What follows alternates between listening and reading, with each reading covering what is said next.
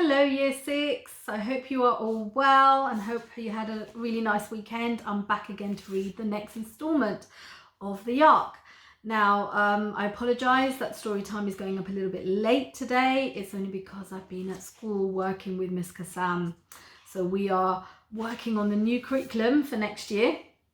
And so I just got home a little while ago and I'm going to film today's one.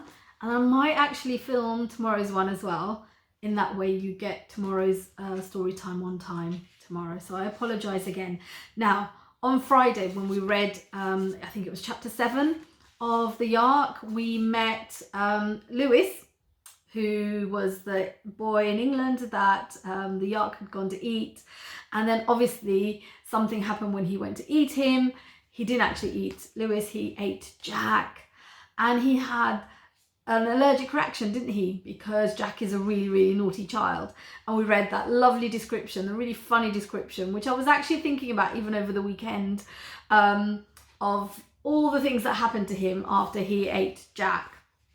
And the very last bit was the bit where he had crashed into a lighthouse, sorry.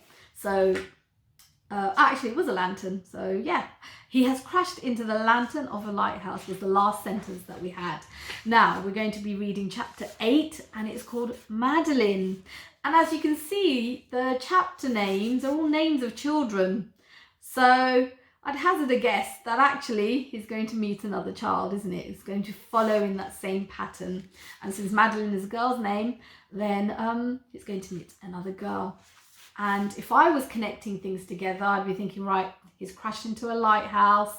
Perhaps Madeline, if I was conjecturing, perhaps Madeline lives in the lighthouse, right?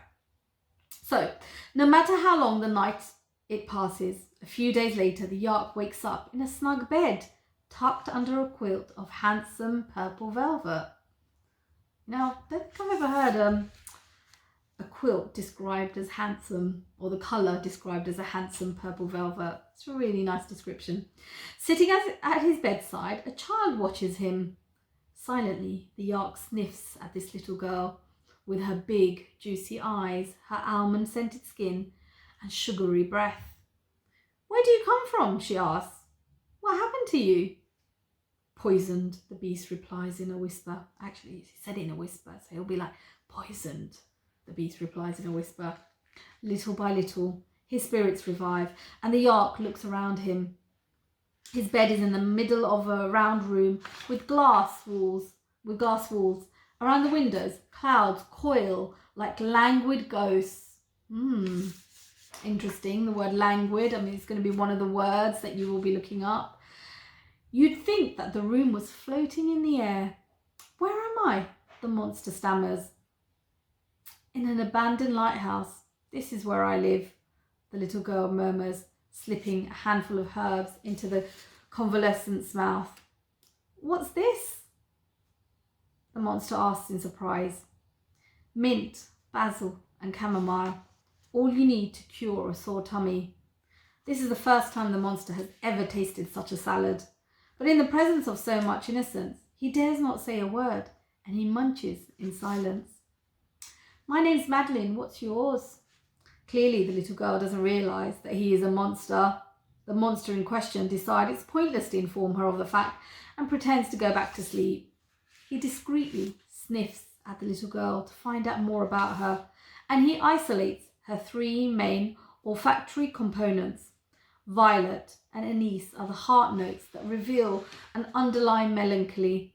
The base notes of cotton and fresh rice attest to her goodness. Last, the monster discerns a blend of blood orange and milk sugar top notes that emanates only from the purest souls.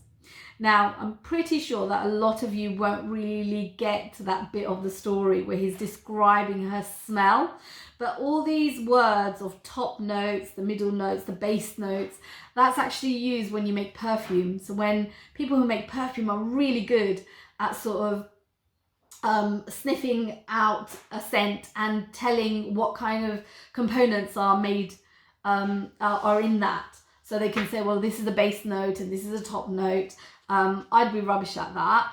but people who are good at those kind of things are able to do that. So the author has very cleverly taken that idea and put it into the book by using the scent of the girl and sort of describing her in that same way. So I think it's really, really clever. And, some of you could go away and actually research. Maybe you got a favorite perfume and look out to see what are these top notes. It's almost described like musical, isn't it? Well, that's where you hear the word notes or whatever, but the bass notes and the top notes.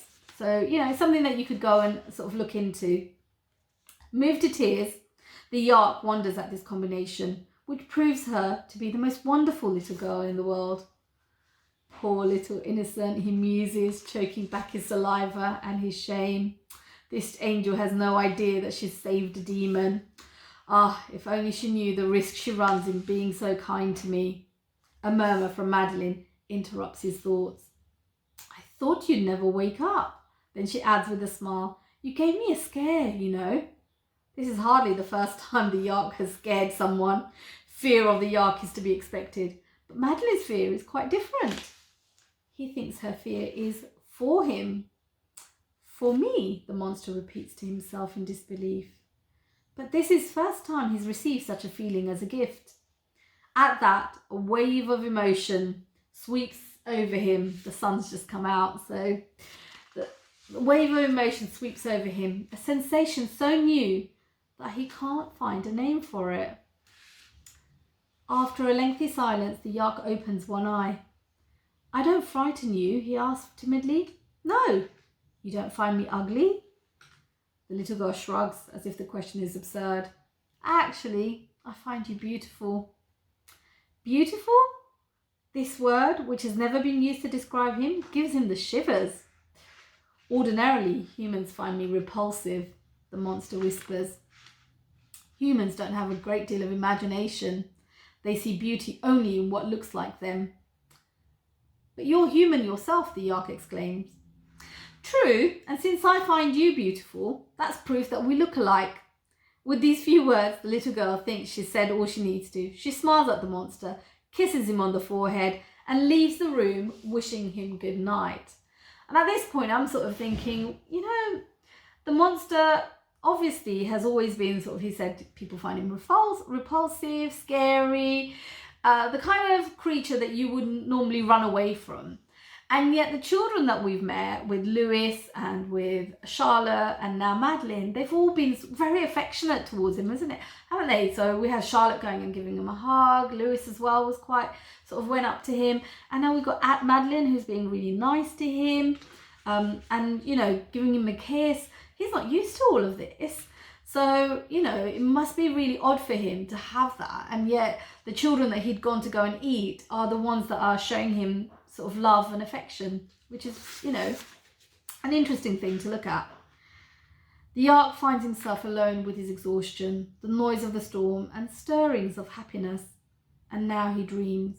On an immense oval table, a constellation of dishes and bowls spread out to infinity, boys in bacon, orphan gratin, chicken fried children, breaded babies, leg of twins, brats in a bun, pate of little girl, stuffed school children, tandoori toddlers, choir boys in bunk cake. But suddenly, a shock. The Yark discovers Madeline's head lying on his plate. The child's big eyes stare sadly up at him. The monster shrieks and wakes up in a cold sweat.